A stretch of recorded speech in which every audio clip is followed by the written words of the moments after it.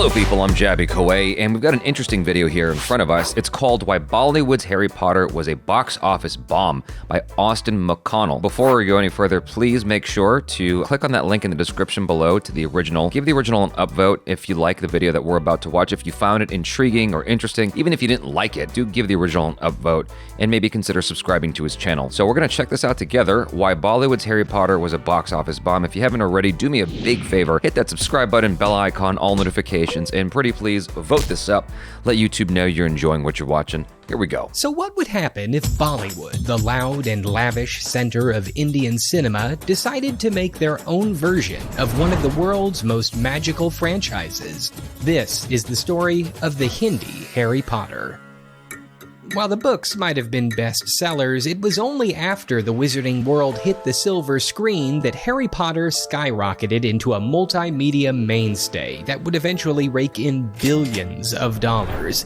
During its original I didn't realize it was 25 billion. Pottermania ripped through the world. The movies became instant classics, broke all kinds of box office records, and ruled popular culture, so that by 2003, Harry Potter was at 5 books and 3 movies, with hype at an all-time high. Meanwhile, in India, the movie biz was booming too. Productions were starting to adopt more Hollywood sensibilities, and TV studio Creative Eye Limited wanted to be at the forefront of the industry's next chapter by going digital. Just a few years earlier, George Lucas had pioneered shooting high-definition video in lieu of film, and the tech had just arrived overseas. At a time when most Bollywood movies had budgets of, well, under $1 million, this was a game changer and gave Creative Eye the opportunity to produce a visual extravaganza that could become the country's next big cultural phenomenon. So working with audiovisual company JVC, they planned to produce... So sorry that it was so bright just now. I just noticed, looked up because I'm like, it feels bright. And I look at my camera, I'm like, that's really bright. I'm sorry, you guys. First ever 3D movie. Don't picture James Cameron's Avatar. This was the early aughts. We're talking old school red and blue lenses. For the first time, India could actually make movies designed for this. Creative Eye figured combining the gimmick with a suitable family-friendly story ripped from the West would spell box office gold in their neck of the woods. So they quickly hired a couple of writers, including the auspiciously named J.K. Nirmal, to throw together a Hindi version of the Harry Potter story entitled Abracadabra, The School of Magic.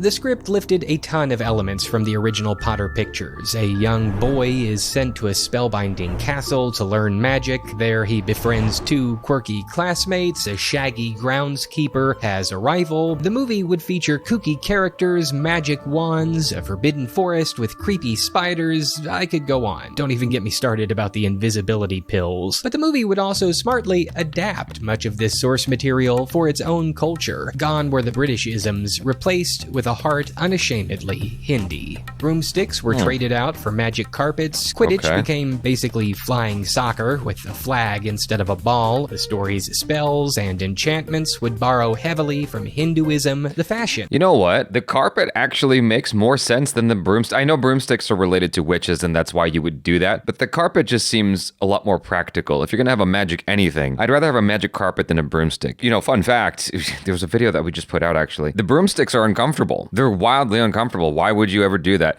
I suppose if it's like magical and whatever, perhaps there's a magical way that it sustains your weight in such a way that you're not putting all of your crotch and whatnot on your butt into that spot on the broomstick. More than likely, it's gravity. You know, that doesn't look comfortable. Whereas a carpet, I can imagine would. And it's kind of like surfing or skateboarding, you know, but in the air. Flag instead of a ball. The story's spells and enchantments would borrow heavily from Hinduism. The fashion and story themes would maintain the country's cinematic staples. The story also took some unique liberties, like, for instance, instead of a wise and kind-hearted Dumbledore, this school's headmistress would be a straight-up villain out to kill the main character's father. There's a Casper the Friendly Ghost-style companion to replace Hedwig, a random, creepy Zubat-looking thing, and of course, it wouldn't be Bollywood without the singing and dancing. Okay.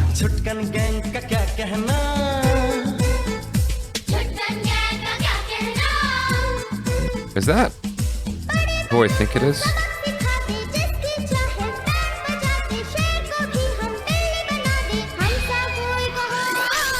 Abracadabra was written as a huge... No way. Is that who I think it is? Abracadabra. It's Anupam Kher. He was in this thing. Oh my God. And Prabhu Deva was in this? Wow. All right. Abracadabra was written as a huge production, requiring a massive cast, tons of elaborate costumes, original music with its own choreography, and hundreds of visual effects shots to bring... Yo, the headmistress or whatever, she fine. I'm sorry, but she could be my villain any day of the week. Shots to bring the movie's 3D magic to life. To pull it all off, director Dheeraj Kumar knew the picture would need solid financing, so he turned to a method that Hollywood had spent the past decade perfecting. Product placement. Oh. Brand integration in Indian cinema wasn't uncommon. Since the mid-60s, production studios would occasionally use it to cut costs. Ed Glazier's How the World Remade Hollywood notes that a single brand deal could pay anywhere from 5 to 6 figures, and that Coca-Cola paid a whopping $670,000 for placement in the 2001 Bollywood movie Memories. But director Kumar didn't want well-known international brands, instead preferring to partner with Camlin, an Indian stationery company, and Tarl G, which produced those biscuits. It'd be kind of like having an American-produced movie featuring Crayola and Nabisco. The problem with brand integrations is, of course, how to integrate. Hold on, what was the first brand? Camlin. Okay, that's a coloring company? That's interesting. Parley G. It'd be kind of like having an American-produced movie featuring Crayola and Nabisco. The problem with brand integrations is, of course, how to integrate them. The writers needed a way to put the two companies' products into the story without breaking believability. So, how'd they do it? They broke believability. Abracadabra I was about to say, feature two subplots, each involving Willy Wonka-esque golden ticket hunts, in which both companies would exist in-world and offer scholarships to the School of Magic as prizes. This idea could have come from the fact that Hollywood was in the middle of producing the infamous Charlie and the Chocolate Factory reboot at the time. Abracadabra's main character would inexplicably find both of these golden tickets. It's literally the same side story. Twice, just different logos. But hey, our hero can pull it off because magic. There are other not-so-subtle ad spots in the movie. When fake Harry is getting picked on by school bullies, there's a Popeye's spinach moment where he gains super strength thanks to eating a Parle G biscuit. And while the students are learning to cast spells in class, in one particular scene, they're instructed to levitate Camlin-colored pencils.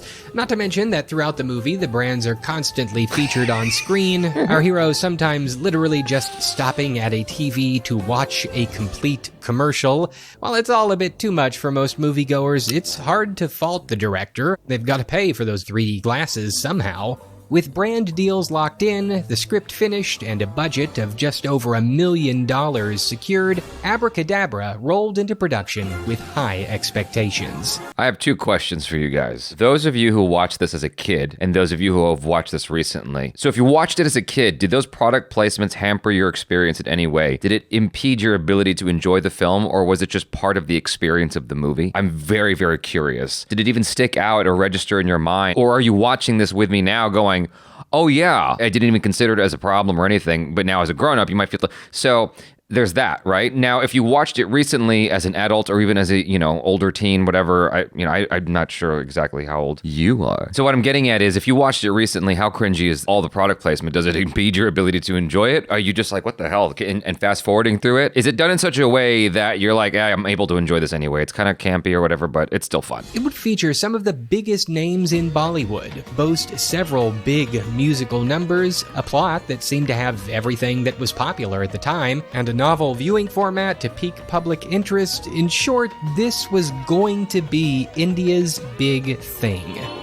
As the movie approached release day, director Kumar launched a massive marketing campaign throughout the country. Toys, coloring books, all kinds of merchandise featuring the movie's characters. The creative eye pulled out all the stops. I feel like I need to watch this now. And theaters, setting up publicity booths for cast members. They hung up advertisements in schools, arcades, libraries, all in an effort to catch the eyes of kids everywhere.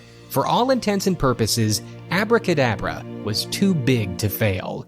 It would almost certainly launch Bollywood's new era of big box office blockbusters, and so certain were the producers of the movie's immediate success that the flick's end credits even promised a sequel. And on December 24th, 2004, Abracadabra, The School of Magic, hit theaters.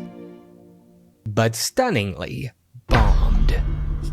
With a budget of over $1 million, the movie would need to take the #1 spot in India's box office and hold it for several months. But opening weekend found the film barely pulling in $75 grand. Word of mouth was not good. While kids might have enjoyed the movie, parents found most of the characters off-putting. The 3D experience gimmicky and annoying to sit through for over 2 hours, and the shoehorned product placement certainly didn't do the movie any favors, taking the audience completely out of the experience. While having fully rendered and realized animated characters like the friendly ghost were certainly impressive at the time for a Bollywood production, many found the actual performances of said characters annoying and at times unbearable. Moviegoers also found that the pacing of the first half dragged far too much, no doubt hindered by plot lines designed purely for poorly integrated advertising, and while the choreography and music was enjoyable, the occasionally slapstick and surface-level humor and comedy failed to fully win audiences over. While certainly loud and flashy, the movie lacked soul.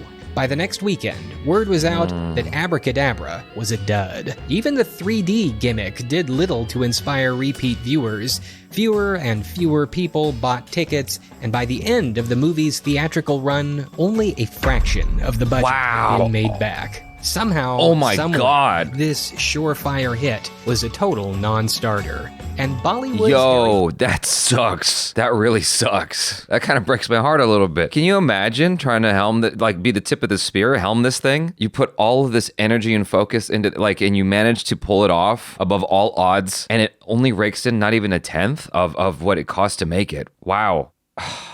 That really sucks. You know, I was briefly glancing over some of the comments of the video before watching it, and there were some people who were like, oh, this is like part of my childhood. I remember this. It was a lot of fun when I was a kid, etc. I'm sure the movie's not good. I'm sure it's terrible, but still, like, you always hope it succeeds. And they even had ambitions for a part 2, and it just, can you imagine being a kid and you're like, oh my gosh, a part 2? I cannot wait for part 2. It's never realized. It never comes to fruition. Became an infamous flop. Creative Eye Limited went back to TV. Okay. I am not well-versed in the ongoings of what cinema was like in the early 2000s or whenever exactly this had come out. Obviously, Harry Potter kind of took the world by storm, so presumably Harry Potter was in India, right? If that's the case, that means cinema was already quite global, which means Western cinema had already made its way into Indian theaters for quite a while. So with that in mind, the audiences probably were able to see something like, hey, look, there's Lord of the Rings, The Two Towers, and then here's this Harry Potter knockoff. Wouldn't it just be Bollywood to be borrowing someone else's idea and remaking it, right? I can see why the audiences weren't receptive to it. Can you imagine had this taken off? Eventually it probably would have evolved into something much more palatable, much more interesting. I don't know, better all around. They just went back to TV after that. They just one and done and gave up. It's just sad. I understand that this is amusing and whatever, and it's, oh, look back at this, but it's such a depressing story. And now we're all depressed together. Oh, goodness.